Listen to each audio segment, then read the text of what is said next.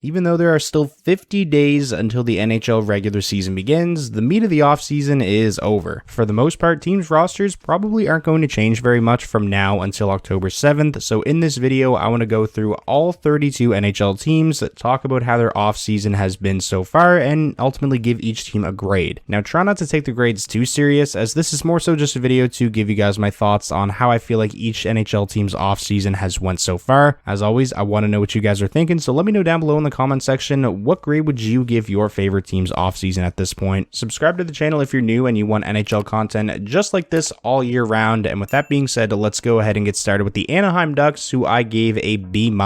Overall, a relatively quiet offseason for the Anaheim Ducks. That grade probably would have been a little bit lower, maybe down in the C's, had they not had such a high draft pick. Obviously, when you draft a player the caliber of Leo Carlsson, a prospect with that high of a ceiling, I mean, you can't have that bad of an offseason, right? They made some splashes in free agency, signing Radko Gudas and Alex Killorn, who are solid players, but specifically the Alex Killorn contract, I'm not a huge fan of. I think that's a lot of money for somebody who is more so a complimentary player to superstars in Tampa Bay. I'm not sure how much of a needle mover guys like Gudas and Killorn will be for Anaheim. How much better this Ducks team is going to be this season is going to heavily rely on the internal growth of the young players, more so than the reinforcements that they brought in free agency. Next up, we have the Arizona Coyotes, who I gave a grade of a B. I really like what they've done so far this offseason. Bill Armstrong said that the goal is to be more competitive this season, and I feel like he's done a really good job of building a much more competitive roster while still maintaining a lot of flexibility, bringing in guys like Jason Zucker and Matthew Dumba on one-year deals who are going to help the Arizona Coyotes win. They're going to contribute, but will also likely be very valuable trade chips at the deadline. As we all know, the Arizona Coyotes have an abundance of draft picks, and they used one of those second-round picks to acquire Sean Durzi, who is an already established young player who's going to contribute and help the Coyotes win now, but also likely be a part of the team's long-term future. When it comes to their draft, they made 2 first-round selections. Simashev was viewed as a little bit of a stretch with the 6th overall pick, but it's difficult to judge a team's offseason solely based on how they drafted because we really don't know how these prospects are going to pan out just yet. The Buffalo Sabres, I went with a C+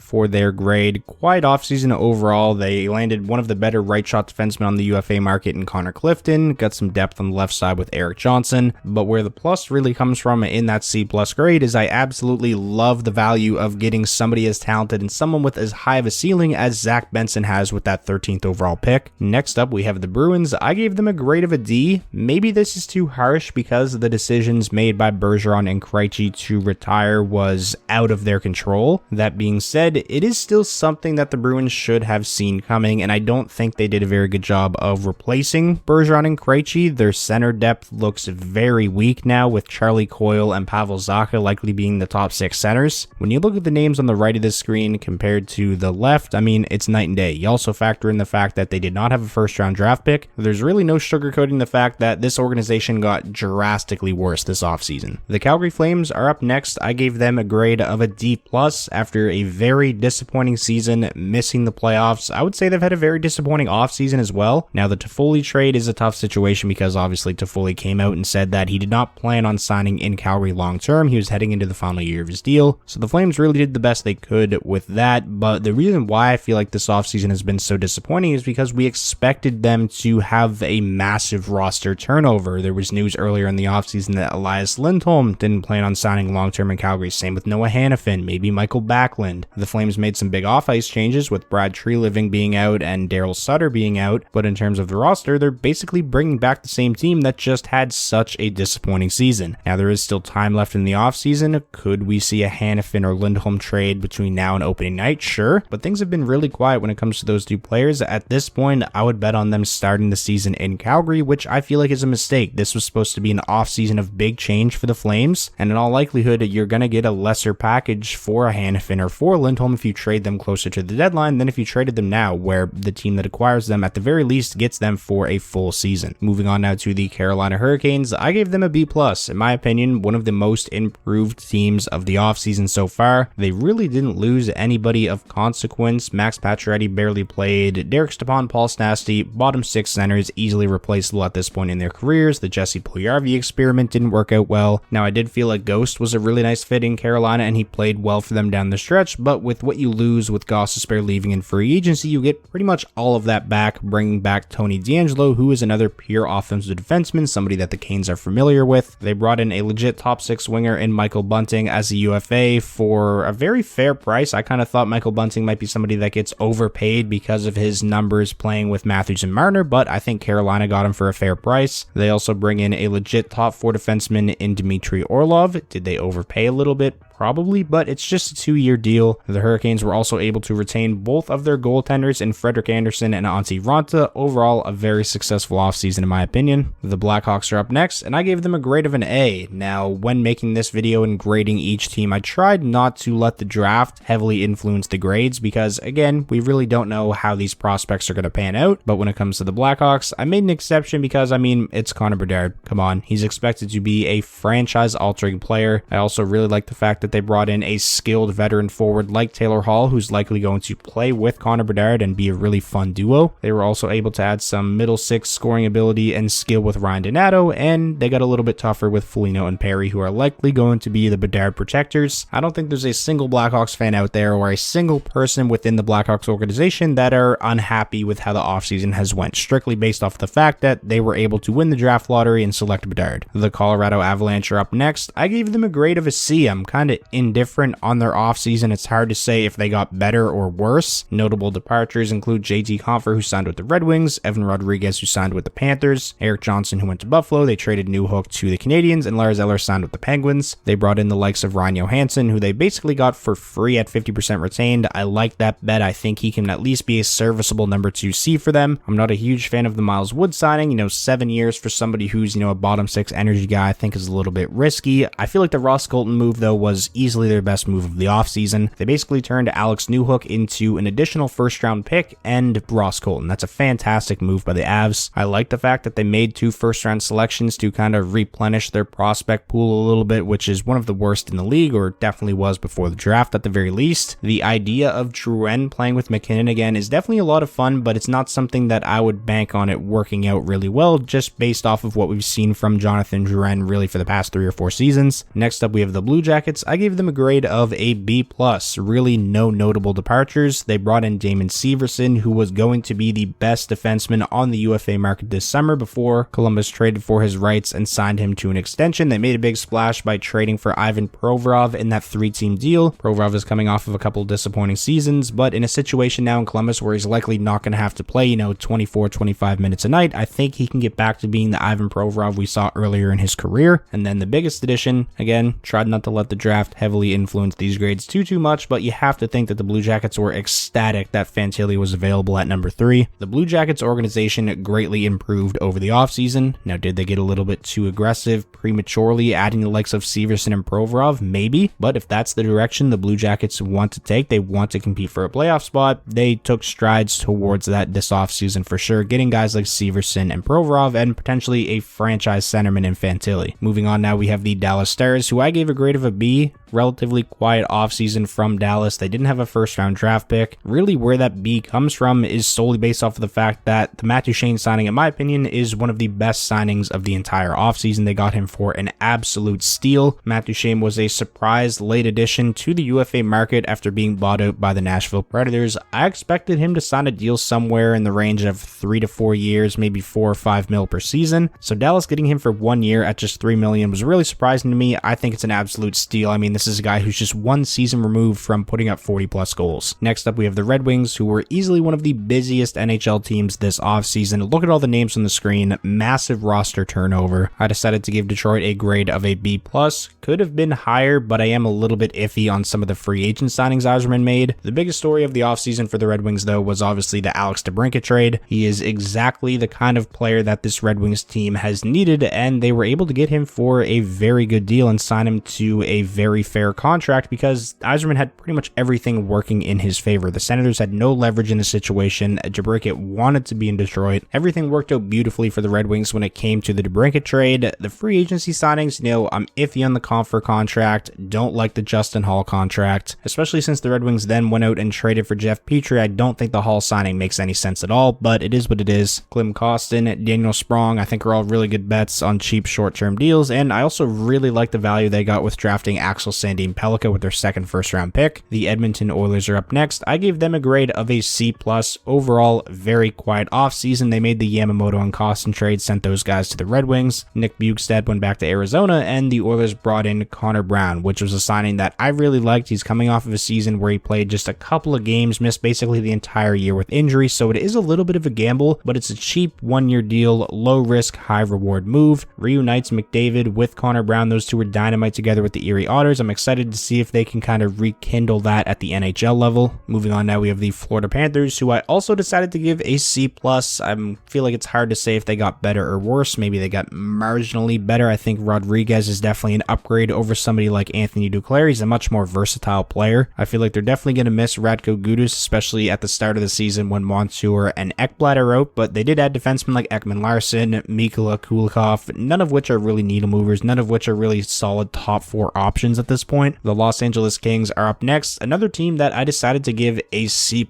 I'm very iffy on the Pierre-Luc Dubois trade still. The trade definitely gives the Los Angeles Kings absolutely terrifying depth down the middle, but they did give up a lot. Both Velarde and Iafallo are coming off of solid seasons. Each of those guys really good middle six two-way wingers. Dubois is somebody who has a lot of offensive skill, but does tend to give up a lot defensively. I think this is going to be a fascinating trade to look back on, 2-3 years from now. One thing that definitely concerns me about the Kings offseason is they really didn't address their goaltending situation. They're heading into next season with a tandem of Phoenix Copley and Cam Talbot. I know goaltenders are very unpredictable. Guys can get hot, but that doesn't scream, Stanley Cup winning goaltending duo to me. The Minnesota Wild are up next. I give them a grade of a C-. I think it's safe to say on paper they got worse, but I still expect this to be a very competitive team, be in the hunt for one of those top 3 spots in the Central Division. Overall, pretty quiet offseason from the Minnesota Wild. Not a whole lot to unpack here. They brought in Patrick Maroon via trade, likely going to play a 4th line checking role and replace a lot of what they lost with Reeves signing in Toronto. The Montreal Canadiens, I gave them a grade of a B-. I really like what they did in being a 3rd team, helping facilitate that Erik Karlsson trade,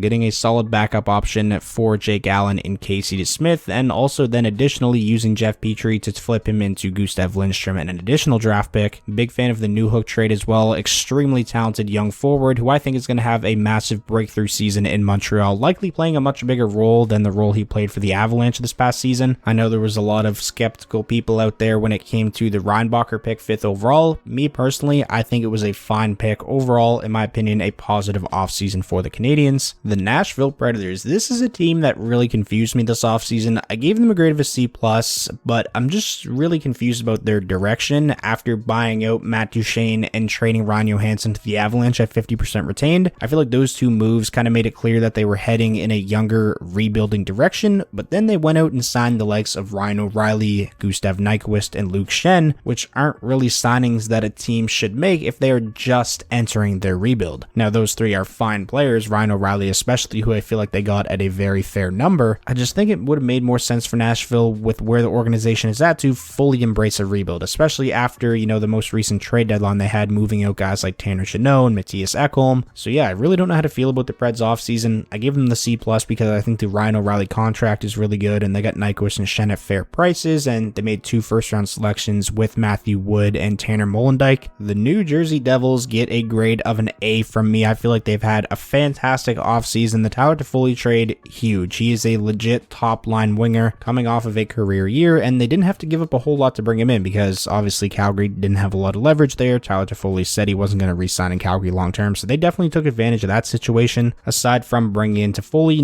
didn't do a whole lot. They got some depth down the middle with Nosek and Chris Tierney, but I feel like a lot of what made their offseason so good is, the re-signings. They got Timo Meier locked up to a very reasonable deal. Same with Jesper Bratt, 2 cornerstones of this franchise. On paper, it might look like they lost a lot with Ryan Graves and Damon Severson both leaving, but that's just going to open up spots for young defensemen like Simon Nemec and Luke Hughes to come in. Love what the Devils have done so far this offseason. I feel like this is a team set up to be a powerhouse for a very long time. The New York Islanders, very, very quiet offseason. No real notable adds. Only notable loss is Zach Parise, who scored 20 plus this past season. They didn't have a first round draft pick. Basically, all the Islanders did this offseason was re-sign guys. They brought back Semyon Varlamov. They locked up Ilya Sorokin to a long-term deal, gave 7-year deals to Mayfield and Pierre Engvall. Definitely a very forgetful offseason for the New York Islanders. Next up, we have the New York Rangers. I I gave them a grade of a C+.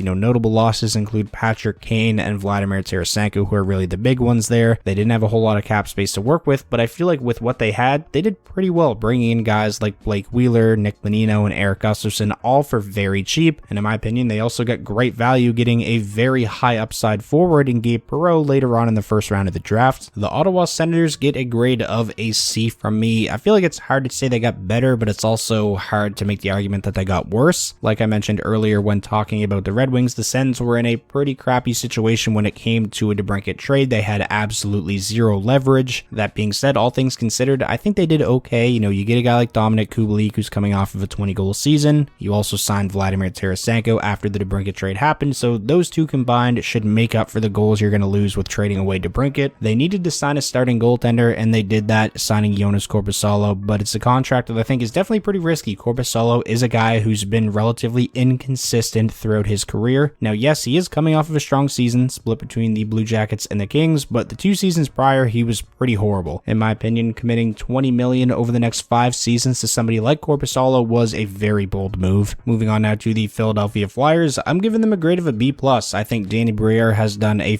fantastic job in his first offseason as Flyers GM. Now, when you look at the players they brought in compared to the players they lost, did they get worse? On paper, yes, but I like the fact that they finally have some direction, and that direction is a rebuild. This is a team that's been directionless and kind of just middling for a long time now. I think the Flyers did very well in the Ivan Provorov trade, especially given the fact that Provorov was coming off a couple of disappointing seasons. They were able to get out from under what was left of the Kevin Hayes contract, moved on from D'Angelo, and what in my opinion was their best move of the offseason, drafting Matvei Michkov with the 7th overall pick, who I think has all the potential in the world to be, a top 3 player from the 2023 draft class. The Pittsburgh Penguins, I'm going with a B. They've had a very busy offseason. I made an entire video on the channel talking about the offseason they've had and how the team looks heading into next season, so you can go check that out if you have not already. I decided to go with a grade of a B for the Pittsburgh Penguins. On paper, I would say easily they got better. I mean, you add the reigning Norris Trophy winner and you didn't have to give up the farm to bring him in. I think the Riley Smith trade is also a sneaky good addition. They had some depth down the middle as well with Lars Eller and Nola Chari. I think they got great value as well with Brandon Yeager and where they selected him in the first round. Overall, positive offseason in my opinion so far for the Pittsburgh Penguins. Next up, we have the San Jose Sharks, who I'm also going to give a grade of a B. I know a lot of people were underwhelmed with the return that they got for Erik Karlsson, but I think it's amazing that they were even able to trade him at all. This is a guy who, this time last year was probably viewed as one of the most untradeable players in the league. Fast forward a year later, and they were able to get a first-round pick in return for sending him to Pittsburgh. Sure, they had to retain some salary and bring back money with guys like Mikael Granlund and Mike Hoffman, but both Granlund and Hoffman don't have a lot of years left on their deals, and they're players that the San Jose Sharks could try to flip somewhere down the line for, mid to late round draft picks. I think the Sharks made some really smart bets on guys who needed a change of scenery like Philip Zadina and like Mackenzie Blackwood. They also selected an incredibly high-ceiling centerman 4th overall in Will Smith, who has all the makings of being a top-line center. I think this has been a good offseason so far for the Sharks. Next up, we have the Kraken, who I gave a B-. They made a pretty big splash in free agency, signing Brandon Dumoulin, who's expected to play a top 4 role for them. They lost a little bit of middle 6 depth with guys like Ryan Donato and Daniel Sprong leaving in free agency, but you get a little bit of that back, signing Kyler Yamamoto to a 1-year prove-it deal. Yamamoto's a guy who's had a 20-goal season before. Overall, the Kraken didn't really do anything to really shake up the roster or set the world on fire, but I like the moves that they did make. The St. Louis Blues are up next. I gave them a grade of a C+.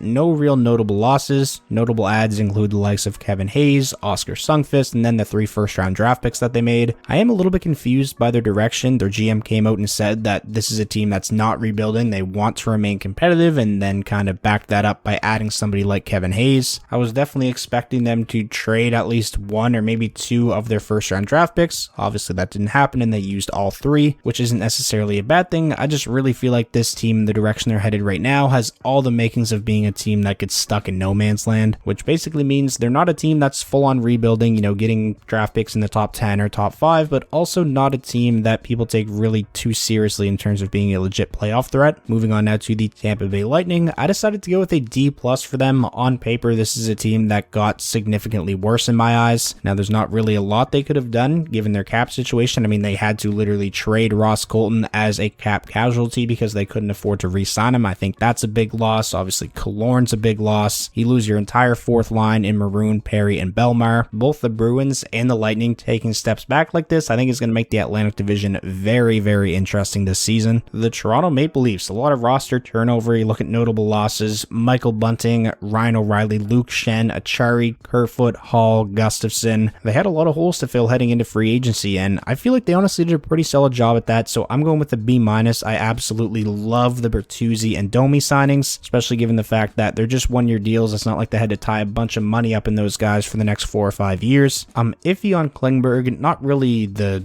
contract or how much money they gave him because it is just a one-year deal. I'm just kind of iffy on his fit with this team. Ryan Reeves, I think that was kind of a silly signing, you know, getting basically an enforcer who's probably not even going to be in the lineup every single night and giving him a 3-year deal. Basically, where I'm at with the Leafs offseason is I think it's safe to say they lost a little bit of depth, especially on the blue line, but in terms of top end talent, I think they improved. I feel like Bertuzzi and Domi are going to be beautiful fits in their top 6. The Vancouver Canucks are up next. I gave them a grade of a C+. Not a real busy offseason for Vancouver. They didn't really make any big splashes. I would say their biggest move or most notable one was probably buying out Oliver Ekman-Larsson. They added some depth with guys like Teddy Bluger, Ian Cole, Carson Soucy. I actually really liked the Pius Suter signing. I feel like he was one of the more underrated free agents on the market. I was actually surprised it took him as long to get signed as it did, but I think Vancouver get a great deal there. I think the Canucks have had a fine offseason, so that's why I decided to go with a C+. The Vegas Golden Knights, the defending Stanley Cup champions, I'm going to go with a C-.